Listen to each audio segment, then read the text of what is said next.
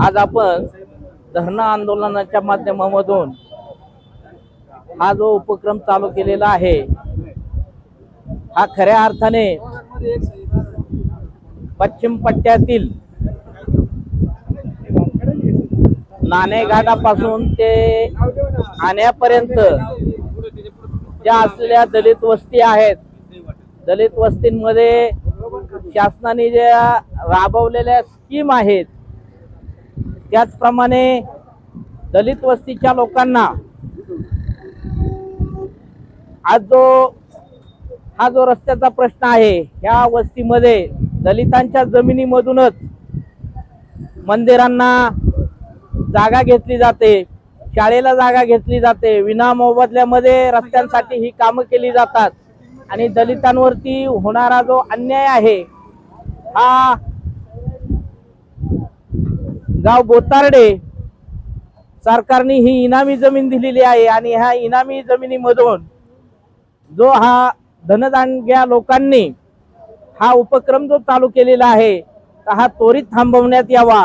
त्याचप्रमाणे नाणेघाटापासून अंजनावळे, घाटघर, उसरान, खडकुंबे, जळवंडी, आंबोली सर्वच थरातून आपटाळे, कुकडेश्वर या निमगिरी या सर्व भागातील ज्या दलित वस्ती आहेत, त्या ठिकाणी दलित वस्तीच्या नावाखाली सुधार योजनांची जी कामं येतात, ती मात्र इतर समाजासाठी तो निधी वापरला जातो।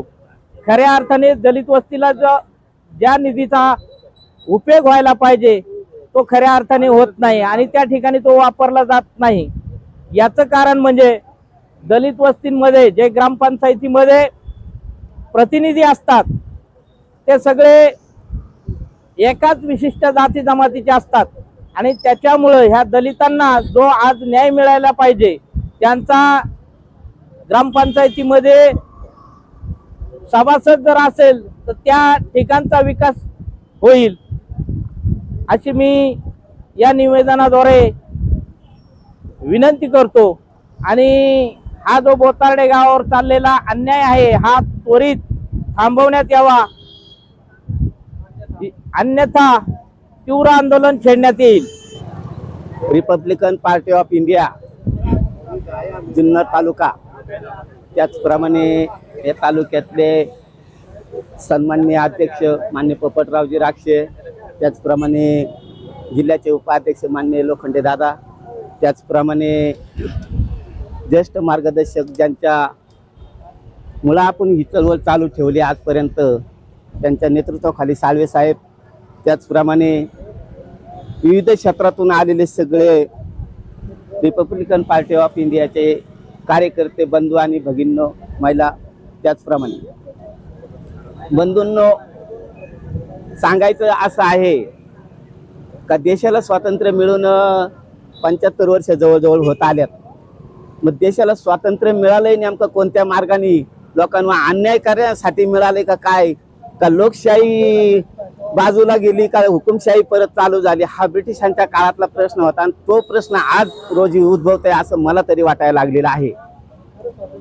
याचा अर्थ असा आहे का गरिबांचं जे काही राजांनी त्या काळामध्ये दलित वस्त्यांना किंवा जे काही दिलं होतं इनामी म्हणून हाडके हाडावलं, याच्यावरती अतिक्रमण करणे आणि याच्यातून आपली उपजीविका करणे, कारण यांचं सत्ताधीश बलाबल असल्यामुळे ही लोक आपल्यावरती अन्याय करतात, हा त्याचा अर्थ आहे।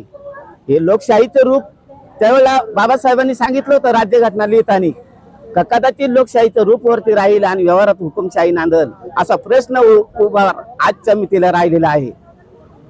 ज्या वेळेला झाशीच्या राणीला दत्तक विधान नामंजूर करून झाशीचं राज्य खालचं करावं इंग्रजांना अभिप्रेत होतं, त्याच पद्धतीची ही विचार प्रणाली यांची चालू आहे आणि या कुठेतरी ह्या प्रवृत्तीला आळा घालण्यासाठी आपण सगळ्यांनी कोणत्याही गावामध्ये कोणत्याही खेड्यापाड्यातल्या माणसांनी या ठिकाणी चळवळीत सहभागी होणं गरजेचं आहे। कारण यांच्यावर झालं म्हणून यांनीच यायचं आणि आपण नाही यायचं असं म्हणू नये, कारण वेळ दिला पाहिजे। समाजासाठी तुम्ही वेळ दिला तर समाज तुमच्यासाठी वेळ दिल्याशिवाय राहणार नाही किंवा त्या वेळेला तुमची दखल घेतली जाईल, येत्याने कोणाच्याने काही होणार नाही। हा एकमेव असा त्याच्या पाठीमागचा मतितार्थ आहे.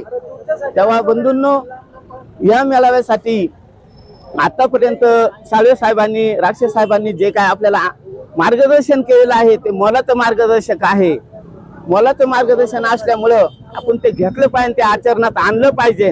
थोडा मोठ्यांचं बाबासाहेबांच्यामुळे आपण या देशाची राज्यघटना आपल्याला मिळालेली आहे आणि म्हणून हा देश त्याच्यावर चाललाय. आपण विसरू नये, ती कायमस्वरूपी ऊर्जित अवस्थेत राहावी ही आपली मनोकामना राहिली पाहिजे. मी आंदोलनकर्त्यांच्या वतीनं, सर्वांच्या वतीनं इथं मला बोलण्याची संधी दिली त्याबद्दल संयोजकांचं मी अभिनंदन करतो आणि येथेच थांबतो. जय भीम, जय बुद्ध, जय भारत. तालुक्यामध्ये आपल्या तालुक्यात 256 दलित वस्त्या आहेत आणि 256 दलित वस्त्यामधले 99% हाडके हाडवळे हे धनदांडग्या आणि जातलांडग्या लोकांनी लुटलेले आहेत. आज अखंड भारतामध्ये मुस्लिम समाजाच्या लोकांनी वक्फ बोर्डासाठी ज्या जागा घेतलेल्या आहेत त्याच्यावर आंदोलन चाललेले आहेत. परंतु मायबाप सरकारला माझी विनंती आहे की अखंड देशामध्ये जवळजवळ 3,47,00,000 ग्रामपंचायती आहेत. त्या 3,47,00,000 ग्रामपंचायतीमध्ये एकही अनुसूचित जाती जमातीचा क्लार्क किंवा लेखनिक किंवा शिपाई त्या गावामध्ये नाहीये. महाराष्ट्र राज्यात 28,000 ग्रामपंचायती आहेत. त्या एकाही ग्रामपंचायतीच्या कार्यालयामध्ये अनुसूचित जाती जमातीचा एकही कर्मचारी नाहीये. आणि आदिवासी भागातल्या जेवढ्या ग्रामपंचायती आहेत त्या ग्रामपंचायतीमध्ये एकही अनुसूचित जातीचा सभासद नाहीये.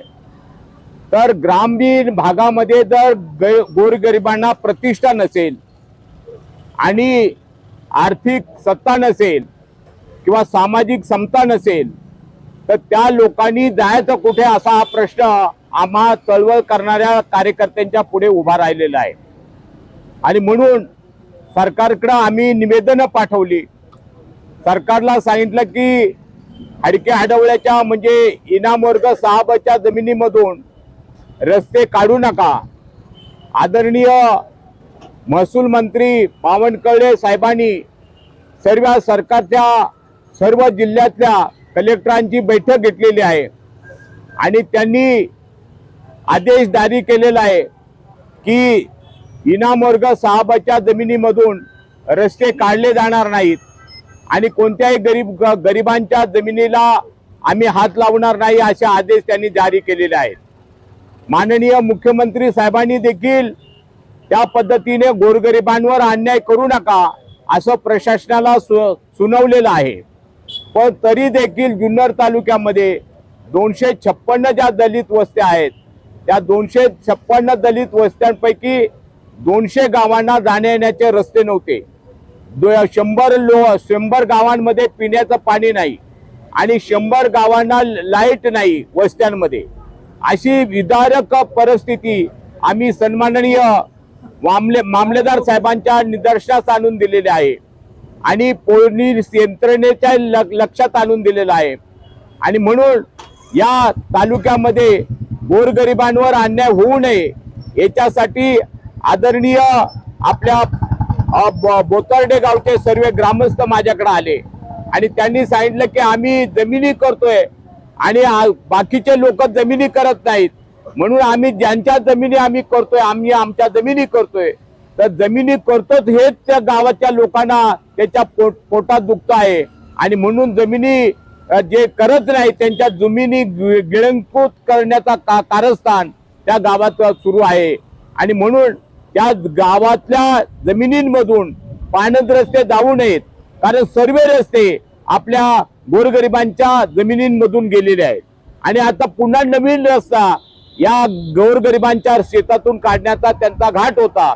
आम्ही निवेदन दिल्याच्या नंतर बांधकाम खात्याचं आताच पत्र आलेलं आहे की आम्ही त्या जमिनीतून रस्ता काढणार नाही असं लेखी आपल्याला कळवलेलं आहे.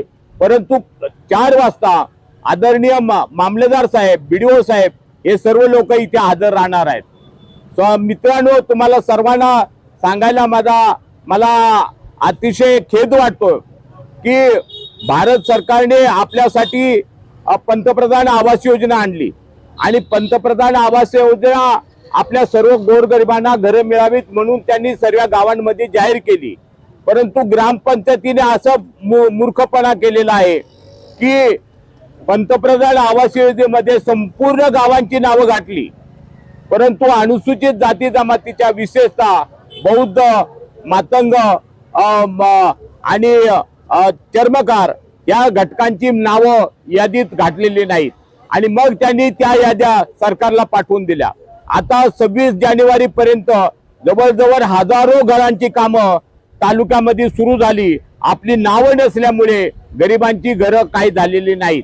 म्हणून मला असं वाटतं की आपल्याला रमाई आवास योजनेखाली जी घरं मिळतात त्याला ग्रँड नाही, यशवंतराव चव्हाण घरकुल योजनेला ग्रँड नाही, इंदिरा गांधी योजनेला ग्रँड नाही आणि पंतप्रधान योजनेला फक्त ग्रँड आहे आणि त्या योजनेतून आपल्या लोकांची नावं वगळलेली आहेत.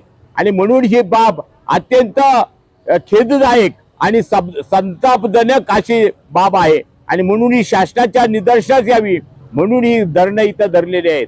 आया बहिणींना जे वेगवेगळ्या योजनांमधून फायदे मिळतात, परंतु साध्या गावातल्या हळदी कुंकू समारंभाला देखील आपल्या वाड्यातल्या बायांना देखील गावात बोलवलं जात नाही.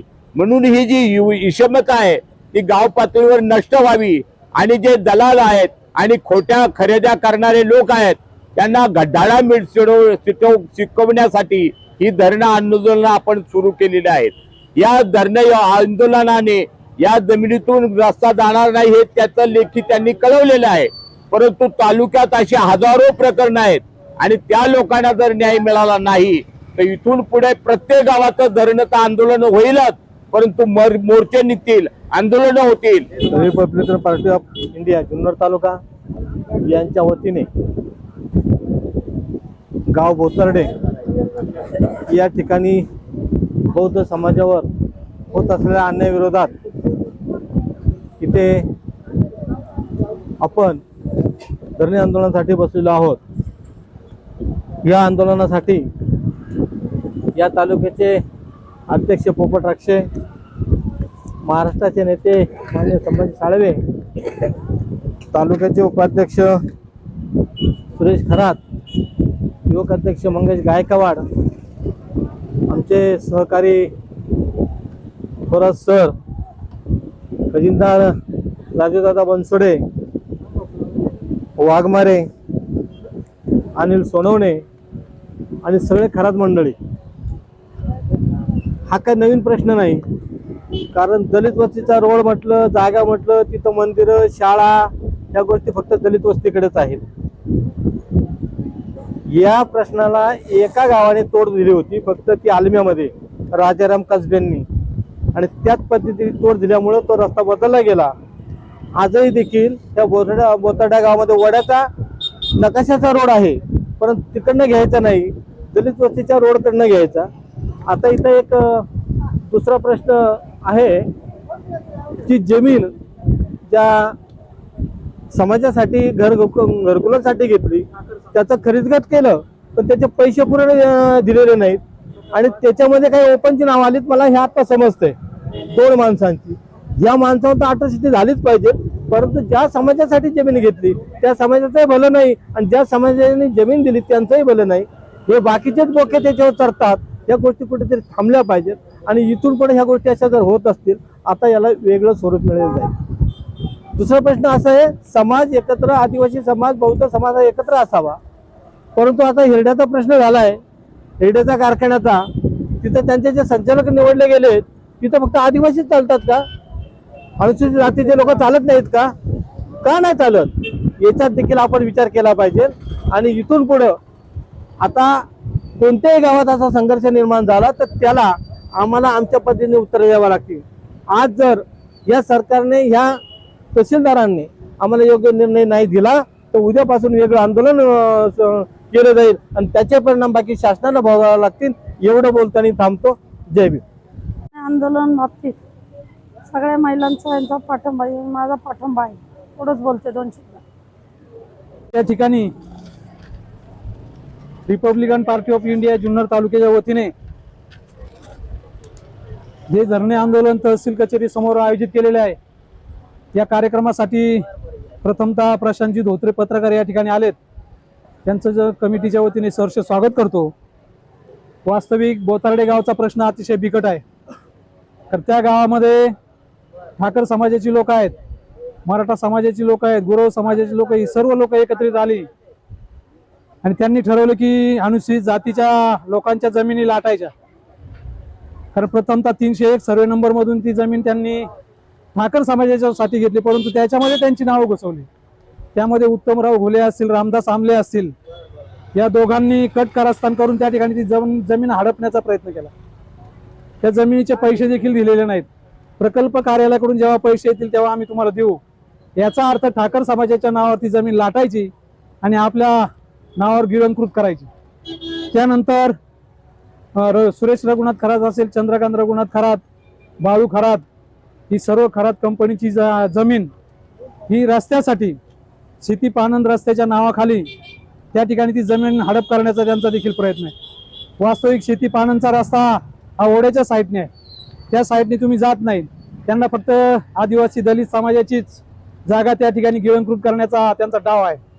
या ठिकाणी गटविकास अधिकारी असेल, पंचायत समितीला, त्याचप्रमाणे BDO तहसीलदार साहेब असतील, CO साहेबांचा यामध्ये काही संबंध नाही, परंतु निवेदन देताना आदरणीय नेते संभाजी साळवे, गौतम लोखंडे, मंगेश गायकवाड, संपतराव गायकवाड, दिलीप वाघमारे, कोंडवी खरात, नारायण भालेराव, त्याचप्रमाणे सुरेश खरात, बाळू खरात, त्या खरात कंपनीचे सर्व भावकी या ठिकाणी उपस्थित आहे.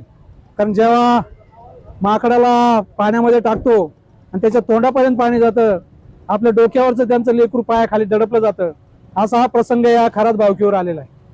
त्याच्यामुळे या इस्मांना पायाखाली दडपण्याचं काम आम्ही सर्व रिपब्लिकन पक्षाचे कार्यकर्ते करणार आहोत, जेणेकरून त्या समाजावर जो अन्याय झालेला आहे ते दूर करण्याची जबाबदारी आमच्यावर आहे. त्या असे जर नराधम वाढले तर प्रत्येक गावावर, त्यामध्ये राळेगणचा देखील एक प्रश्न आहे. राळेगणला देखील रस्त्याचं काम मंजूर झालंय, परंतु ग्रामपंचायतने त्या ठिकाणी विरोध केलाय की दलित वस्तीमध्ये नको, आमच्या ओपन समाजाच्या लोकांमध्ये घ्या. मग सत्ता तुमच्याकडे असल्यावर तुम्ही काही करायचं का? गरिबांना न्याय द्यायचाच नाही का? आपल्या जवळजवळ 256 दलित वस्त्या आहेत. त्या दलित वस्तीमध्ये एकही रस्ता असा नाही, दलितांच्या नावावर फक्त रस्ते घ्यायचे आणि विकास सगळ्या गावाचा करायचा. हा जो अन्याय होतोय, खऱ्या अर्थाने रिपब्लिकन पार्टी ऑफ इंडिया हे सहन करणार नाही. हे बोतार्डे गावावर झाले, पुन्हा राळेगणवर झालंय, अशा प्रत्येक वस्तीमध्ये. याचं कारण की ग्रामपंचायत मध्ये आपला मागासवर्गीय समाजाचा सदस्य नाही, पूर्वी OBCचा सदस्य असायचा, परंतु SCचा लोकसंख्या दाखवतात. लोकसंख्या तुमची कमी आहे आणि त्या ठिकाणी तुम्हाला रिझर्वेशन नाही, आणि ओपन मध्ये तर आपल्याला काही जागा मिळू शकत नाही. कारण तुम्ही किती मोठे व्हा, परंतु तुम्ही मागासवर्गीय असल्यामुळे खऱ्या अर्थाने तुमच्या अन्याय होतोय, आणि अन्याय सहन करण्याची ताकद आपल्यापर्यंत नाही. कारण जो अन्याय करतो त्याच्यापेक्षा सहन करणारा जास्त गुन्हेगार असतो. त्याच्यामुळे आपण सर्व लोक या ठिकाणी पेटून उठलेले आहेत. राजू बनसुडे देखील या ठिकाणी उपस्थित आहेत, आपले थोरात सर आहेत, पिशे सर आहेत, हिरामन उघडे देखील आहेत. गंगाधराचा देखील प्रश्न मोठा आहे, कारण गंगाधराचा प्रश्न हा आम्ही स्थानिक लेवलला त्या ठिकाणी मिटिंग घेऊन त्या रस्त्याचा प्रश्न मार्गी लावला, परंतु लोक त्या ठिकाणी ऐकत नाहीत. त्यांच्या एकेप्रमाणे, आमच्या म्हणण्याप्रमाणे झालं पाहिजे. गव्हर्नमेंट केंद्रात, राज्यात आमची सत्ता आहे. रिपब्लिकन पक्ष हा BJP आणि शिवसेनेबरोबर असल्यामुळं व सत्तेमध्ये असताना देखील त्या दलित वस्तीवर असा अन्याय होतोय. हा अन्याय सहन करण्याची